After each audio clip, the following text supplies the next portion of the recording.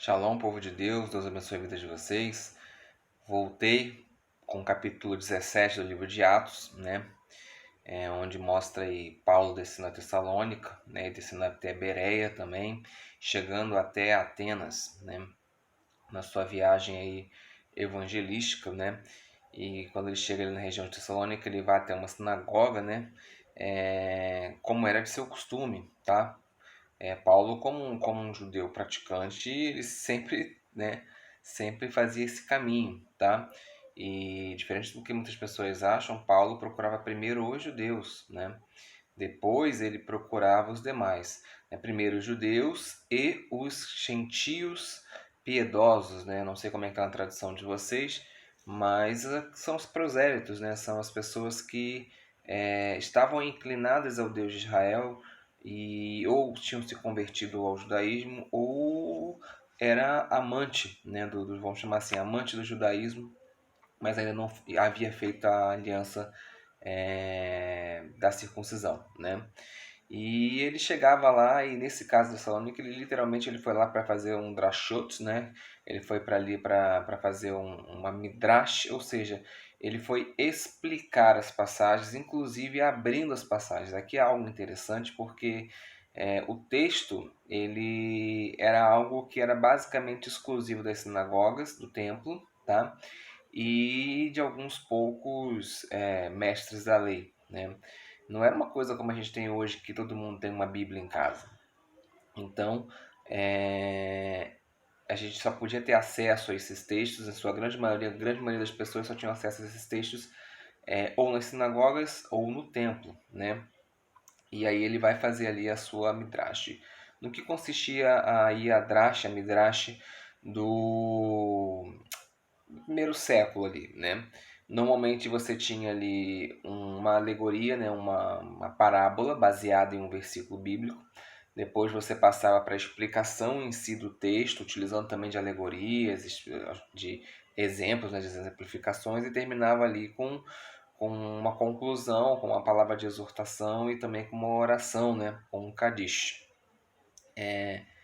E Paulo usava frequentemente esse padrão, tá?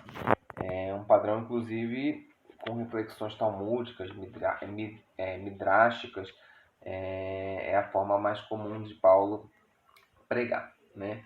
E aí o versículo 3 diz que ele explicava e provava, né? Como eu tinha falado, ele mostrava ali as provas textuais, né?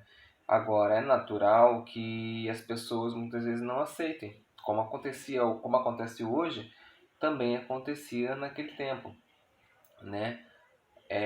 As pessoas, muitas das vezes achavam que a passagem estava sendo colocada fora de contexto, né? Que ela estava sendo mal direcionada, o autor nunca teve a intenção de transmitir aquilo que a pessoa está fazendo. A gente sabe que existem esses abusos, né?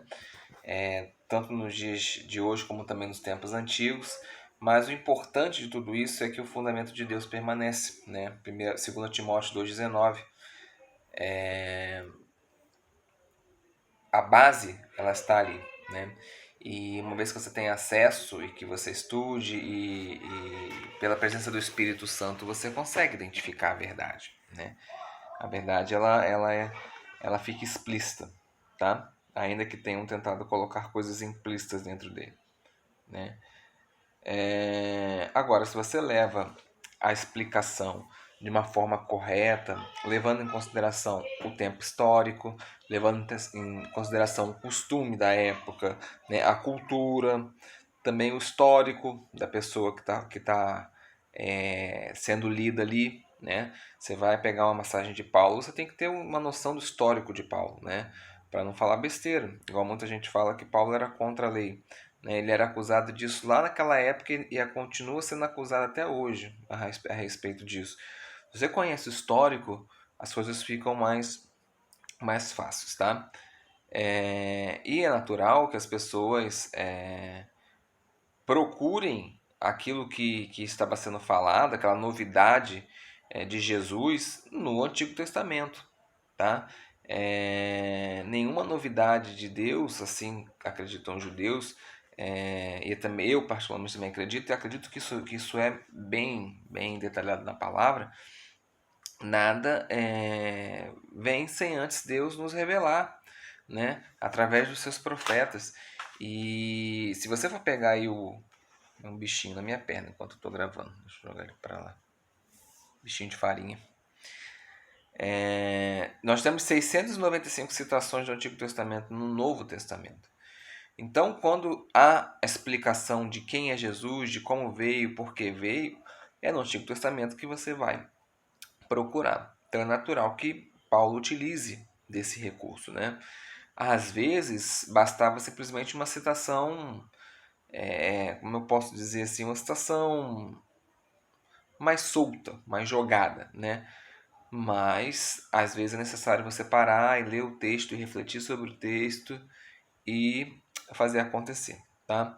E aí ele vai falar a respeito da necessidade do Messias, né, de ressuscitar, de sofrer primeiro e ressuscitar dentre os mortos. Aí ele pode ter utilizado aí Isaías 52, né, Isaías 53, Salmo 16, várias passagens aí para que as pessoas que estavam ali, os judeus, pudessem entender e pudessem olhar agora com os olhos abertos, né? A grande novidade, talvez, da época tenha sido a interpretação, né? Quando Paulo traz a interpretação real da coisa, os judeus abrem os olhos, aqueles que recebem, né? Abrem os olhos e conseguem enxergar de forma bem adequada, né? Então, Paulo tinha essa missão. E a primeira missão de Paulo, na verdade, queridos, era mudar a expectativa do povo. Porque todo povo, naquela época, tinha uma expectativa de que o Messias ia trazer a liberdade política, né? Iria libertar Israel do Império Romano, né? Então, assim, Paulo primeiro tem que organizar as ideias. Olha, pessoal, não foi para isso que o Messias veio. O Messias veio para outra finalidade nesse momento, é libertar vocês da mão do pecado, da morte, né? Mas calma, que vai chegar o tempo que ele vai nos libertar também das mãos políticas, tá? Dos maus, dos poderosos e tudo mais. Bom, e aí a gente sabe que alguns judeus ali foram persuadidos, né, e se uniram com Paulo e com Silas, tá? É um padrão que nós vemos da igreja do primeiro século. As pessoas que se convertiam, elas não eram abandonadas por aquelas pessoas que tinham levado a palavra da conversão, né? Elas eram acompanhadas. É diferente muitas vezes de hoje, que a pessoa até aceita, mas ela fica sem acompanhamento. E eu acredito que se encaixa muito naquela parábola que fala a respeito da semente plantada, né? Muitas das vezes a pessoa é consumida aí pelo mundo, pelos espinhos, né? Pelas pedras, e acaba se desviando do seu caminho, tá? E aí nós vamos ver uma situação onde Jason, né? Jason vai receber Paulo em sua casa, e quando os judeus ficam bravos ali e vão tentar procurar Paulo, acabam pegando Jason e levando Jason. Jason é preso, depois ele vai pagar uma fiança e vai ser solto, tá? Jason provavelmente era judeu, tá? Nós não acreditamos que Paulo iria trazer aí uma afronta aos judeus dessa forma. A gente sabe como funciona da época, né? Isso seria uma ofensa aos judeus se eles se hospedassem em casas de gentio, pela tradição da época, tá? Então, Paulo sabia que não havia separação entre gregos e judeus, mas chegar e se hospedar na casa de um gentio sem que as pessoas tivessem ainda consciência daquilo seria algo terrível, tá? A gente tem que entender que existem vários judeus com nome grego, assim como nós temos hoje no Brasil judeus com nomes simples nossos, né? E não deixando de ser judeus, tá? E aí Jason pode ser uma variação, por exemplo, de Yehoshua, né? De Josué, pode ser até um Yosef também, de José. Era muito comum, tá, as pessoas pegarem aí nomes mais fáceis dos gregos falarem, né? Paulo mesmo é um nome grego. O nome de Paulo é Shaul, né? Shaul, que é traduzido para a gente como Saulo, né? Mas Shaul mesmo, tá? É o nome dele, mas ele era chamado de Paulo porque ele convivia no meio dos gregos. Ele era romano, ele tinha um nome romano, tá? É... Normalmente eles usavam sempre a mesma acusação. Jesus sofreu essa acusação, né? A gente tem um rei diferente do rei, né? Diferente de César. Essa acusação aconteceu com Jesus e aconteceu com outros tempos, e vai chegar o tempo também que nós cristãos vamos ser acusados dessa maneira, tá? Quando reinar sobre esse mundo aí o anticristo. Bom, em Bereia, né? Chegaram em Bereia, foram até a sinagoga, e as pessoas dali tinham um caráter mais nobre, né? Dos que as pessoas de Tessalônica. E eles receberam a mensagem com entusiasmo, e eles procuravam no Antigo Testamento e examinavam se aquilo que estava sendo falado era realmente verdadeiro. Esse é o verdadeiro espírito que nós devemos aceitar o Evangelho, tá? Tanto os judeus quanto os gregos. De que maneira? Nós recebemos, mas nós procuramos saber aquilo que está sendo falado. Eu costumo falar aqui na minha igreja que não acredito nas coisas que a gente está falando, não. Vai procurar, vai pesquisar, vai saber se aquilo que a gente está falando é verdade, porque eu sou ser humano, eu posso errar. E aí? Posso estar te ensinando, e aí se você aceita tudo que eu falo como lei, né, como mandamento, automaticamente lá na frente você vai perceber que eu não sou nenhum Deus, né? Tô longe de ser perfeito, muito longe, aliás. Sou pior, muito pior do que vocês. Eu nem conheço vocês, mas eu sei que eu sou, né? Então, nós temos que ter essa consciência de buscar na palavra se aquilo que está sendo falado para a gente é verdade ou não. E atentar principalmente para a cultura e para a língua, né? Você não pode interpretar uma passagem à luz do dia de hoje. Tem que levar em consideração a cultura da época. E em que língua foi falado também é muito importante. A tradução, muitas vezes, ela é equivocada no seu sentido, não no sentido da palavra. A palavra é bem traduzida, mas são coisas que, como eu sempre falo, saudade é uma palavra brasileira, que português, né, na verdade. É do português.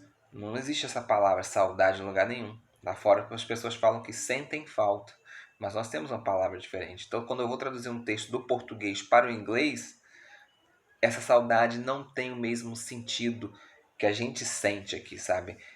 O peso que a palavra tem pra gente. Bom, e aí Paulo chega em Atenas e vai mais uma vez até a sinagoga, né? Vai ali discutir com as pessoas. E aqui a gente vê algo muito interessante, que ele também vai para a Praça do Mercado.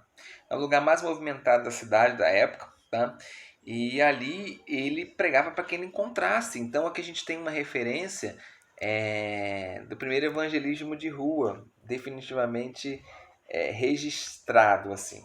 É claro que Jesus fazia também os seus evangelismos de rua, né? Fazia ali os seus evangelismos em determinados locais, mas assim, essa passagem é marcante porque Paulo vai ao encontro das pessoas, né? A gente vê essa passagem, Jesus ele arrastava a multidão, as pessoas vinham de encontro a Jesus, né? E aqui Paulo indo de encontro a pessoas, então é bem interessante essa condição. Bom, versículo 18, Paulo vai ali até o Areópago, né, para poder discutir com filósofos epicureus e estoicos, tá? Os epicureus eram seguidores de Epícoro, né? Ele é da época de 270, mais ou menos 341, então a gente tem mais ou menos uma ideia aí da época, né? Não da época que está passando, mas da época desse pensamento, tá? Eles negavam a existência de Deus, tá? Como propósito, tá? Eles acreditavam aí literalmente no universo criado por uma explosão de átomos, ou seja, o Big Bang. Então, você quer saber de onde veio o Big Bang? Vê desses caras aqui. Se a gente fizer uma pesquisa um pouquinho mais a fundo, a gente vai perceber que talvez essa teoria da Big Bang seja bem mais anterior, tá? As coisas no mundo, como sempre dizem, nada se cria, tudo se renova, né? Então, esses caras, eles zombavam dos deuses gregos, né? Achavam que loucura, esses caras são malucos de ficar vendo esses gregos aí, né? O importante da vida é fazer o que dá na cabeça. Essa talvez seja a forma mais fácil de explicar hoje o que é o epicurismo. Faça o que vem na cabeça, meu irmão, faça. Não se importa com isso não, depois que tu morrer acabou, né? A sua alma aí vai meio que se dissolver, né? Deixa eu pegar aqui a sucessão certinha, né? São pessoas que egoístas, desavergonhadas, né? Trabalhavam dessa forma, exatamente. né? A alma ela se dissolvia e se dissipava na morte. Esse é o pensamento deles. Já os estoicos, eles eram panteístas.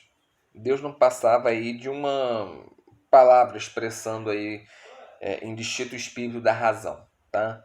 Esses caras viviam pela razão, literalmente, tá? Achavam aí que quando morriam, né, a sua alma ia para um deus qualquer, né? Se dissolvia e voltava para um deus qualquer. Eram os caras que viviam aí pela razão, tá? Tudo tem que ter uma razão. Então, quando, por exemplo, eles não encontravam mais razão na vida, era razoável se suicidar. Tanto é que os dois primeiros líderes dessa seita se suicidaram, tá? Então, o culto da razão. Onde eu vejo esse culto da razão hoje? Dentro das universidades, tá?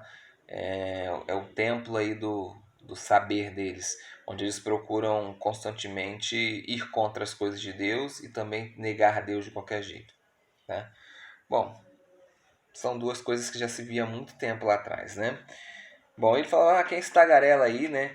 E ele fala como um propagandista, né, de divindades estrangeiras, né? E aqui eles têm, os gregos eles são muito comuns em colocar as coisas dentro de caixa, né? Então assim, trazer a coisa para o entendimento que as pessoas pudessem entender.